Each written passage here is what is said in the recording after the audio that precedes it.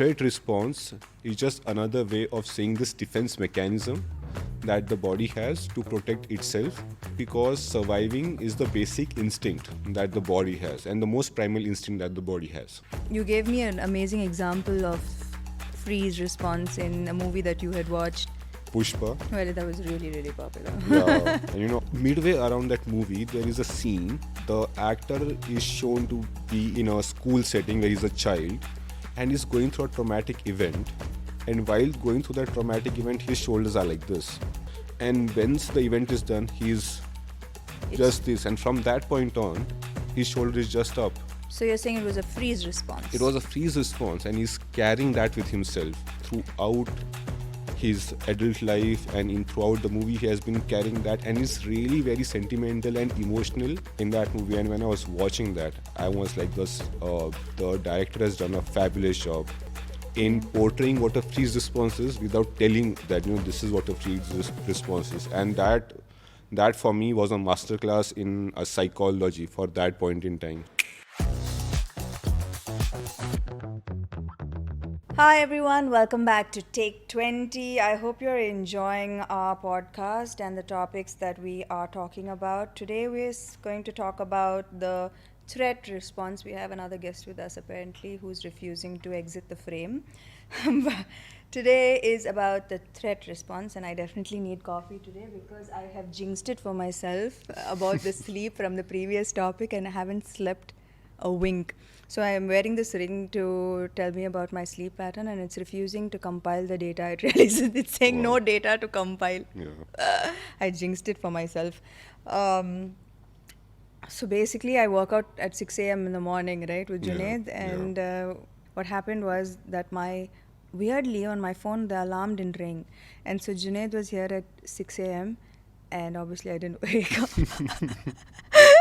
And the poor thing was waiting outside my house. And that really, I'm not used to doing something like that, making people wait around, and that doesn't go down well with me. So I put 2 alarms, like a big clock alarm and my phone alarm. Okay. And the clock alarm is really loud. Okay, so I didn't sleep in the anticipation of this loud noise in the morning. Okay.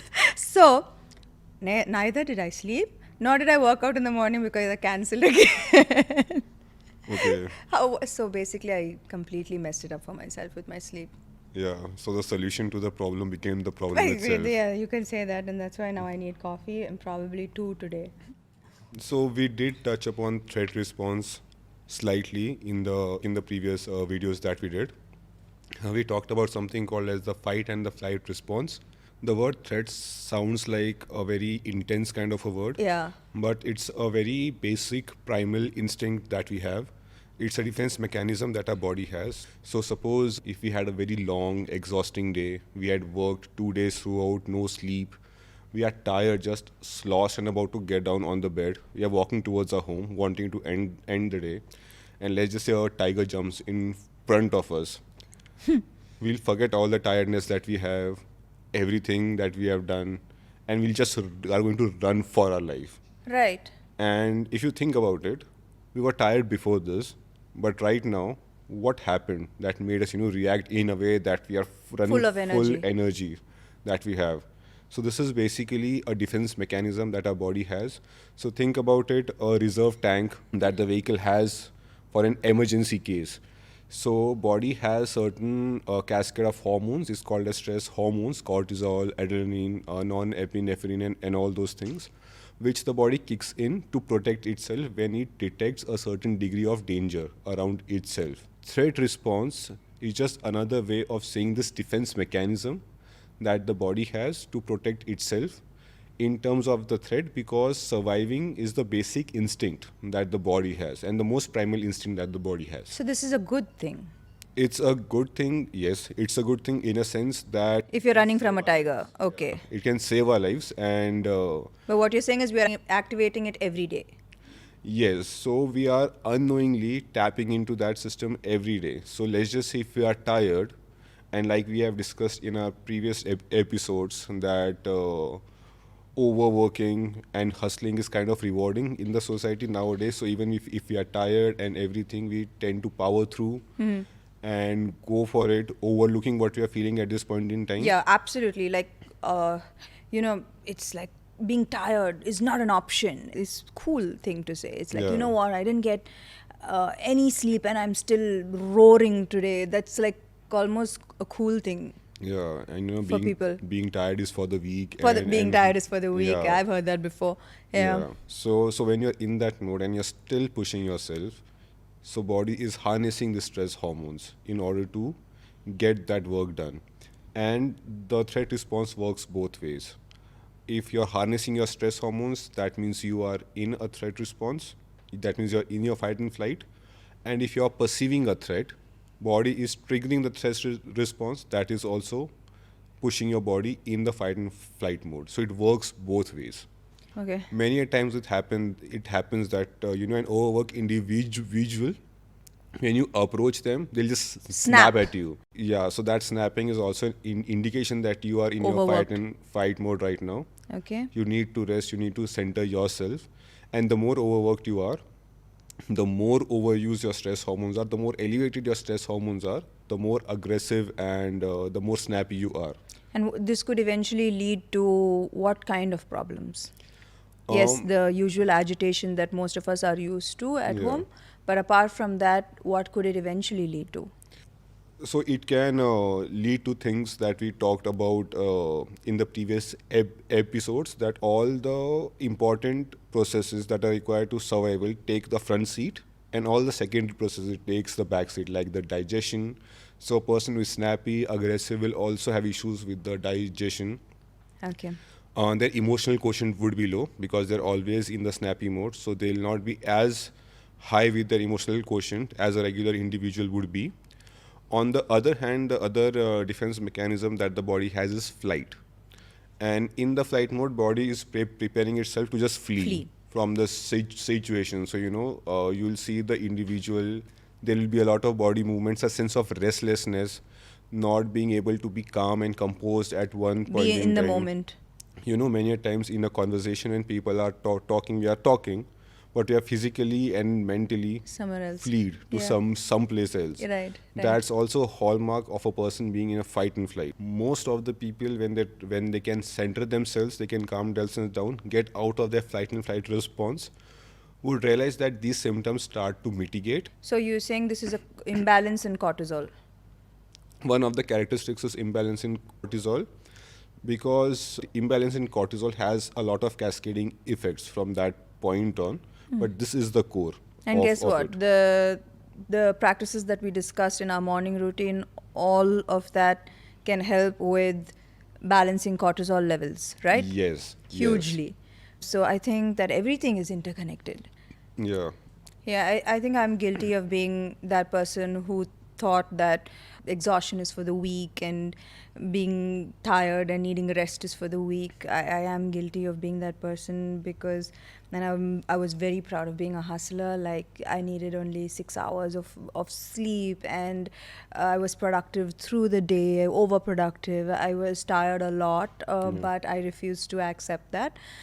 I worked, yeah, like I said, I didn't take a break for 13 years. And I thought that was my driving from a child. I think from a child, I somehow was so focused on success.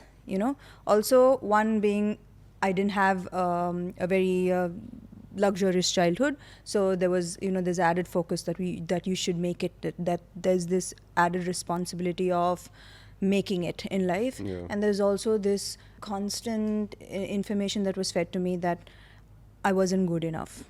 So that was intense motivation for me to succeed at any cost, right? Yeah. So I know that people think that being an actor is very glamorous. I'm sure it is very glamorous, trust me. It's very, very glamorous. But it's also a lot of hard work. It is a lot of hard work. There's a lot of pressure involved when you're constantly being judged. You put yourself out there to be judged, and it can do all sorts of things to your head, because when I started off in this business, I was like 22, 23 maybe. Okay. Yeah, so that's really young, and Yeah. straight out of college, girls are much younger, in fact, when they become actresses.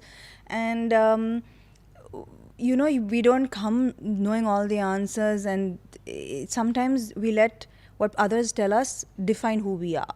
Yeah. And and especially since as a child, I let others define who I was. Yeah. So you can see how this became sort of a pattern that Yeah. that I let other people define who I was, and I worked hard to please and to be approved of. Yeah. Every step that I took was people pleasing and seeking approval. Yeah. And so what I thought, what I felt, what I wanted did not even matter. It did not even matter. So I have been probably in fight flight mode, probably through my career. Yeah, because like I said, even when I had my successes, I was just scared that I would lose it, and I was looking for the next bigger success. Yeah. So I was probably in fight and flight mode. Yeah. Yeah. And I remember once we were having a conversation about the similar kind of things. You told me that you had this motto in school when you were a kid. You Oh also my made God. a locket out of it, I all made or nothing. Oh God, you remember? Yeah, I do remember that. And Yes, I had a locket that said all or nothing, and you can see where it started. Yeah. That's an intense goal Yeah. to have. Yeah. Since you're talking about threat responses and fight and flight mode, it'll be criminal to not talk about the freeze and the fawn response. Fawn response is something that has been recently discovered, and it's not very popularly known. But researchers are acknowledging it now, and more has been talked about it. So we'll just touch upon the freeze response first, and then we'll move on to the fawn response. So what the freeze response is that, so we talked about fight and flight, right? If there is an animal in front of us, and Yeah. if we can fight that entity that it's in front of us, we'll fight. If it's a tiger or something that we can't fight, we'll just run. So flight. But there are situations where we have to be in a traumatic experience for a longer duration of time. We can't help that. So in that case, the defense mechanism that the body has is freeze. So let's just say if somebody has been growing up in a troubled household, then the body goes into a freeze response. If somebody has been a part of an abusive workplace, abusive relationship, or any setting that they have to be a part of, but can't do much about, and they have to endure it, body goes into kind of a freeze response. And how the characteristics of fight and flight are arousal. The heartbeat goes up, and the rate of breath goes up, the shortness of breath For is fight there. and flight. Yeah. It is the exactly opposite for freeze. It is the hypo-arousal that one has. Because body tends of numbs itself. You feel cold, the sensations of emotions are less, you feel heavy, lethargic, there is lack of motivation. So it's exactly opposite of what fight and flight is. You gave me an amazing example of freeze response in a movie that you had watched. Yeah. So I think a year ago, I don't watch a lot of movies, but this one was pretty popular. It was called Pushpa. Well, that was really, really popular. Yeah. Allu Arjun I must have been really hard to do. I remember while I was doing the song with him as well, even while he was dancing, he had that, and he's just mad talent. Yeah. So while I was watching that movie, initially I thought, this guy has such nice swag. He's Swag, one yeah. shoulder down, Yeah. walking a Ultimate particular swag. way. Midway around that movie, there is a scene where the actor is shown to be in a school setting where he's a child, and he's going through a traumatic event. And while going through that traumatic event, his shoulders are like this. When the event starts, before that, he's fine. He's normal. Yeah. In that event, somebody shrugs him like this, so he's like this. And once the event is done, he's just this. And from that point on, his shoulder is just up. So you're saying it was a freeze response? It was a freeze response, and he's carrying that with himself. And he has been carrying that himself throughout his adult life, and in throughout the movie he has been carrying that, and it's really very sentimental and emotional about the things, because it was related to his mom and everything in the movie, and it's very sentimental and emotional about the things that are centered around that particular topic in that movie. And when I was watching that, I was like, this the director has done a fabulous job in portraying what a freeze response is without telling that, this is what a freeze response is. And that for me was a masterclass in psychology for that point in time. I think that this makes so much sense, and it's very important for people who blame themselves a lot for not doing enough in certain situations. Not like, I'm sure even sometimes, if you, for in simple ways, if you're talking to your boss and your boss screams at you, and you just you have an answer, you can defend yourself, but you just freeze because of their position of power, and because, again, self inadequacies. And it's only after you walk out of that room you feel even worse, because it almost establishes the fact that yes, you are what you thought you were, which was not good enough and inadequate. So it can be a vicious cycle unless you talk to someone. And me talking to you gave me that clarity, that it wasn't my fault. It is a natural reaction to a trauma. And that was a very important understanding for me of the freeze response. No, you are absolutely right about it, because the aftermath of a freeze response is always accompanied with a sense of guilt, because you tend to feel that you didn't take a stand for yourself. And like in my own life, my upbringing has been such that throughout the childhood I've been made to feel that I am not good enough, I am not adequate, and until I got a sense of clarity towards that. I don't know why adults make children feel they are inadequate. I just can't even understand why and how can grown adults make children feel inadequate and think that this will not have a very lasting impact on their entire adult life. I don't think, I feel sometimes parents really need to be educated that it's not about just that one, there's one instance where you're beating a child, or you're not, please God forbid you're not beating the child, you're screaming at them and saying, you're not good enough, or you're a failure, you're going to be a failure in the future. You're setting them up for a lifetime of thinking that this is their self-worth.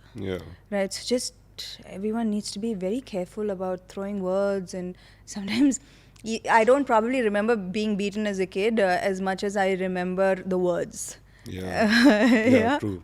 The words that made much more of a lasting impact. Right? I'm glad we are talking about this, because one very important thing that we should be talking about when a kid or even an adult is exposed to a situation like this, they inherit something called as self-limiting beliefs. And there have been studies which show a link between autoimmunity and self-limiting beliefs too. And once an individual inherits a self-limiting belief, they think that they are that. When in reality they are not that, and all the actions that they take from that point in time are from the belief that this is what they are. And once a person internalizes the self-limiting belief, they don't tell it to anyone else. They know that to be true. And when that happens, their go-to coping mechanism is to criticize the person in front of them. You immediately put it back on the other person about their limitations, and you call out their shortcomings, right? In an attempt to hide this knowledge that, because accepting it, that, okay, I have this feeling, I have this self-limiting belief, what do I do about it? Instead of by attacking other people and making myself more mentally feel better about myself, can I in fact look inwards? And I think that's where meditation comes into play, right? One really important thing to understand is that this mechanism that you talked about also is the mechanism which leads to trolls on the internet. All the trolling that happens is coming from a place where a person has inherited self-limiting beliefs which are not true, which they think to be, in their perception, to be true, and pointing that other person is wrong, or what the other person is doing a right thing, makes them feel better about themselves. So in my opinion, trolling is just a self-soothing mechanism to make ourselves feel better, which is an Better. aftermath of a false self-limiting belief that they have inherited over a period of time. So the thing with the trolling, when you mentioned like I'm obviously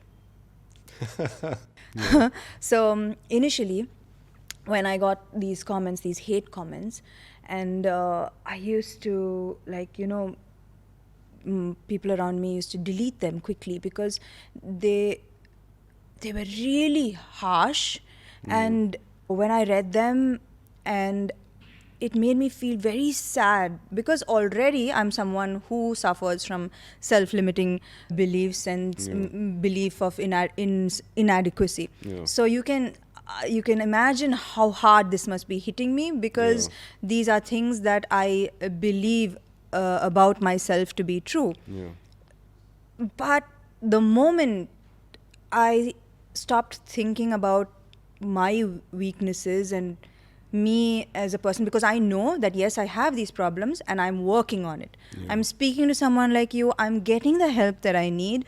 I'm doing practices like journaling, like breathing exercise. I'm doing practices for me to get an in-depth understanding of myself, to grow every day as a person. My focus is on growth. But then I started thinking about what really drives another person to attack someone they don't even know, Yeah. who has absolutely no connection to their lives.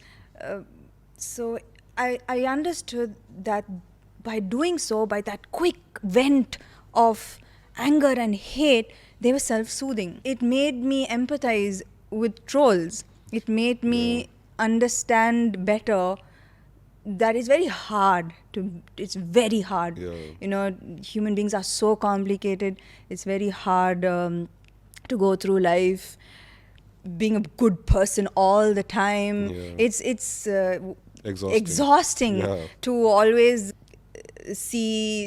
try to be right and morally correct. Yeah. So when I understood that, I could relate Yeah. to, you don't have many people to talk to understand how to self-soothe, how to feel better about yourself, because yes, I have access Yeah. to you, I have access to professionals to talk to, but not everybody has that, Right. and they have to develop their own ways to self-soothe. And sometimes this is one of the ways. If you Yeah. don't know any better, this is one of the ways. Yeah. I'm not saying that I'm saying that just if they could understand Yeah. that this is what is happening, Yeah. there Yeah. are much better ways to self-soothe Yeah. than to troll a person. Yeah. Let's just say if a person does not have an understanding of all this and they're exposed to trolls, and over a period of time, they inherit self-limiting beliefs. Or, maybe what all these people are saying, that is the right thing. Yeah. And then you end up becoming a troll to other person Absolutely. in the process of self-soothing yourself. Absolutely, that's Yeah. true as well. I completely agree. Each one of us is guilty of trying to put another person down. Yeah. If a person who is doing well in their life, who is popular, who is rich, or who are just happy in life, when they are subjected to negativity and when they inherit self-limiting beliefs, then there is a sense of imposter that takes over towards them, because they are believing that what other people are saying are right. So whatever I have right now, I do not deserve this. All those thoughts that you have were just perception. None of those were true. Yeah. And it's just amazing to understand how does our thought can manipulate our reality to such great extent. Right. Yeah. We have one more threat response that we need to quickly talk about. That is the Fawn that we discussed previously. It's not very commonly acknowledged and understood, but it's coming into light now.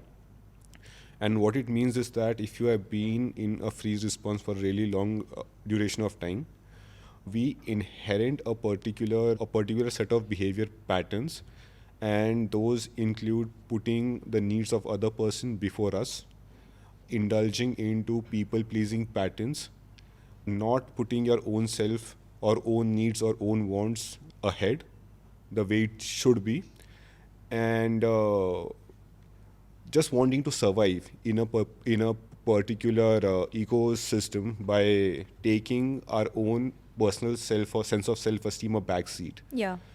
And once I had this realization, I could see a lot of behavior patterns in a lot of my clients. Yeah, you said And that all of your clients who suffer with autoimmune conditions have this one thing in common where they have self-limiting beliefs about yeah, themselves. yeah. And there have been quite instrumental studies that have been proving that. And I think if you are somebody who are having these patterns in life and are going through this, I think it is very important to understand that it is aftermath of things that have happened to you or the conditioning that you have been given growing up or also even recently. And talking about it, understanding it, getting clarity towards it is the first step towards making progress. Yeah. And like I said, I had the childhood where I was made to feel that I'm not sufficient or good enough. I have been on the same path. When somebody would talk about it, I would really like freeze and would be get very defensive and give it back to the person. I also inherited the stammer as I was growing up, and it was also an aftermath of that. I couldn't even talk about it. I used to choke up, and I used to just shut it down and completely run away from it. But understanding what had happened, understanding it's all just perception, none of it is true, is gives you a sense of empowerment, allows you to see through it, and that is the first step to getting out of it. No matter what anyone tells you, you have to know your strength, you have to know your weaknesses, get a sense of clarity on that perspective, and not believe what anyone else tells you, because at the end of the day, nobody can fit into your shoes, your experiences, nobody has lived those, and only you are the right assessment and judge of whatever has happened, and it has to be maintained that way, and there is no other way around it. That was extremely insightful. Yeah. So now that we know that, I don't think any of us don't fit into having these responses, into having a fight response, a flight response, a freeze response. All Yeah. of us have been there. All of us have experienced that. So how do we overcome this? Yeah, from whatever we talked, if one is feeling that they're channelizing their fight and flight more, they have to just get centered, calm themselves down, indulge in meditation that we are going to talk about in the next episode.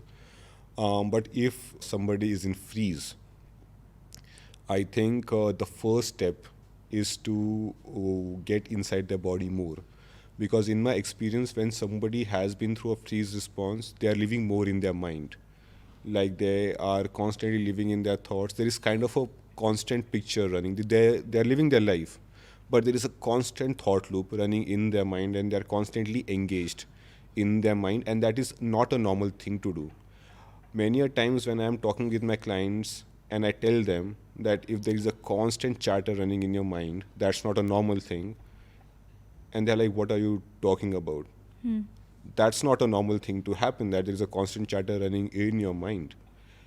And if that is happening, there is a need for you right now to get inside your body right now and do things that will make you feel more safe. In psychology, it's known as having a bottom up approach. So doing things that makes you aware of your body. There are meditation techniques which ask you to focus on your legs, go up slowly. Right, right. Those kind of things help. Yoga helps because it helps you get your awareness back to your body, and also doing things that you enjoyed doing as a child. If you enjoyed playing sport or team sports, do that. If you enjoy dancing, do that. If you enjoyed swimming, do that. Just make sure that your inner child is very happy always. And when if you're into journaling and meditating, always remind yourself that right now you are safe. The more you give this affirmation to yourself, the easier it is for the body to get out of the Of the threat freeze response. Yeah, Okay. So engage in activities where you feel safe. yeah. Right. And also stay away from people that we deem as toxic, because they are not bad people, they are not wrong, but they have a journey to take, and it's not the right time to connect with them right now.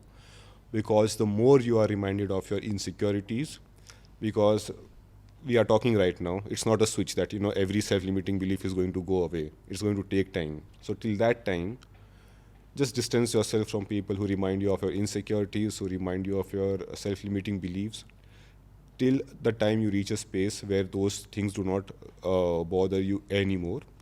Those are not wrong people, those are not bad people, just that they're at a different path in the journey that they have to take, and there is no alignment at this point in time. Once you reach at a space where you are whole, complete, and things don't bother Affect you, that might be a good time to reconnect if you want to, but till that time, having that distance would be a good thing. Oh, wow. Today was an interesting episode. Yeah. Thank you. I hope you guys enjoyed that.